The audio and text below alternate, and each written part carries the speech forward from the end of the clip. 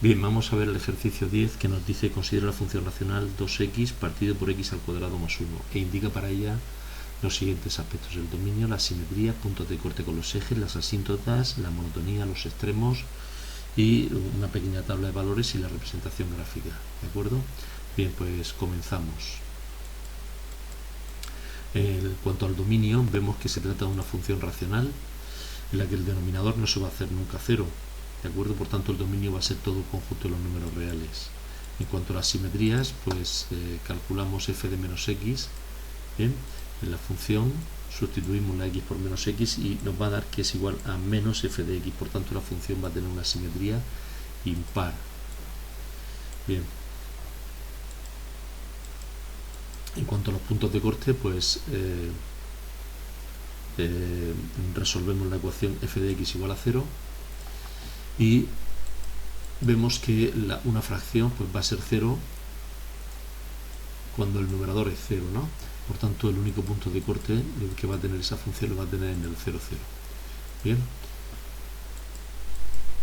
Puntos de corte con el eje de la y, pues también calculamos la imagen para x igual a 0 de la función y vemos que va a ser el mismo punto. Luego, entonces, el origen de coordenadas lo utiliza la función para cortar a los dos ejes. En cuanto a las asíntotas verticales y horizontales, vemos que no va a tener asíntotas verticales puesto que no tiene ningún punto de discontinuidad y por tanto no va a tener asíntotas verticales. En cuanto a las asíntotas horizontales, estudiamos el comportamiento que tiene la función en el infinito. ¿De acuerdo? Bien.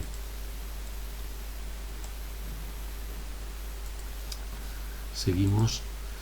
Bien, pues vamos a estudiar el comportamiento que tiene la función en el infinito. Estudiamos el comportamiento cuando x tiende a más infinito, es decir, calculamos el límite cuando x tiende a más infinito de la función. Veo que tengo la indeterminación de infinito partido por infinito. Entonces, aplicando la regla de los grados, me quedo con la tendencia en el infinito, la va a dar en el numerador el monomio de mayor grado, que en este caso es 2x, y en el denominador el de x al cuadrado. Por tanto, me quedo con la expresión, me quedo con el monomio de arriba y con este monomio de aquí abajo, ¿vale? Y entonces tengo el límite cuando x tiende a infinito de 2x partido por x al cuadrado. Simplificando la expresión me va a quedar el límite cuando x tiende a infinito de 2 partido por x, y eso va a ser hacia 0 más, ¿de acuerdo? Cuando x tiende hacia menos infinito, pues exactamente igual, ¿no? Aquí la indeterminación que tengo también es de infinito partido por infinito, aunque el numerador tiende hacia menos infinito, pero lo que tengo es infinito partido por infinito. Entonces, por la regla de los grados, la tendencia del numerador la va a dar este monomio y la tendencia del denominador va a dar este de aquí. Por tanto, calculo el límite cuando x tiende a menos infinito de esa expresión, la simplifico, ¿vale? Y entonces cuando x tiende a menos infinito la función tiende hacia 0 menos. Por tanto, en la recta igual a 0 la función va a tener una asíntota horizontal. Cuando x tiende a más infinito, la rama de la función va a estar por encima de la asíntota, y cuando x tiende hacia menos infinito, la rama de la función va a estar por debajo de la asíntota. Bien, bien, nos pasamos al siguiente apartado, que es el de crecimiento y decrecimiento. Bien, aquí no hemos estudiado las asíntotas oblicuas porque como ya tiene una asíntota horizontal, pues no va a tener una asíntota oblicua, ¿de acuerdo? Es decir, el comportamiento en el infinito lo va a dar guiado por esta recta de aquí, que es horizontal y no es oblicua.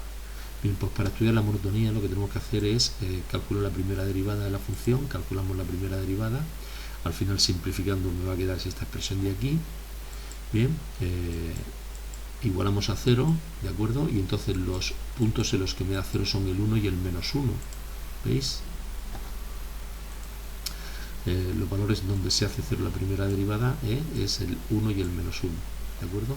La función va a ser creciente cuando la primera derivada sea positiva y será decreciente cuando la primera derivada sea negativa. Bien, bueno, pues lo que hacemos es situar estos valores que me han anulado la primera derivada en la recta real, ¿de acuerdo? Lo sitúo en la recta real y determino el signo que tiene la primera derivada, ¿vale?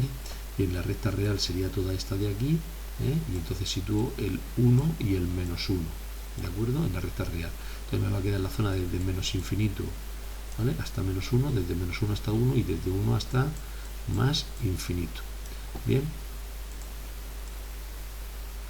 Bien, pues estudiamos el signo que tiene la primera derivada para un valor que es más pequeño que el -1, por ejemplo el -2, pues resulta que la primera derivada es negativa, por tanto la función lo que hace es decrecer, ¿veis? Para un valor que esté entre el -1 y el 1, por ejemplo el 0, pues resulta que la primera derivada es positiva, por lo tanto la función lo que hace es crecer, ¿vale? Eso está mal, es crecer. Y luego para un valor que sea más grande que el 1, por ejemplo el 2, pues lo que hace el signo que tiene la primera derivada es negativa, por lo tanto la función lo que hace es decrecer, ¿de acuerdo? Bien, a la hora de estudiar los máximos y los mínimos, pues nos fijaríamos aquí en el criterio de la primera derivada y veríamos que en el punto, y diríamos que en el punto -1, como la función es continua y pasa de ser decreciente a ser creciente, pues aquí lo que tiene la función es un mínimo, ¿de acuerdo?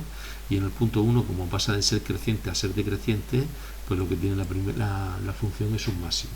Bien, vamos a estudiar los extremos aplicando ese criterio de la primera derivada y aplicando el criterio de la segunda derivada. Los intervalos de crecimiento y decrecimiento de la función son estas, ¿no? Es decreciente desde el menos infinito hasta el -1, unión del 1 hasta el más infinito, y es creciente desde el -1 hasta el 1, creciente, ¿vale? Que esto está mal, hemos dicho. Bien, vamos a estudiar los extremos, ¿de acuerdo? Bien, pues para estudiar los extremos podemos aplicar dos criterios, ¿no? Dos criterios. Uno es el criterio de la primera derivada, ¿vale? Que ya lo hemos dicho, ¿de acuerdo? ¿Vale? La función pasa de ser decreciente a ser creciente en el punto -1.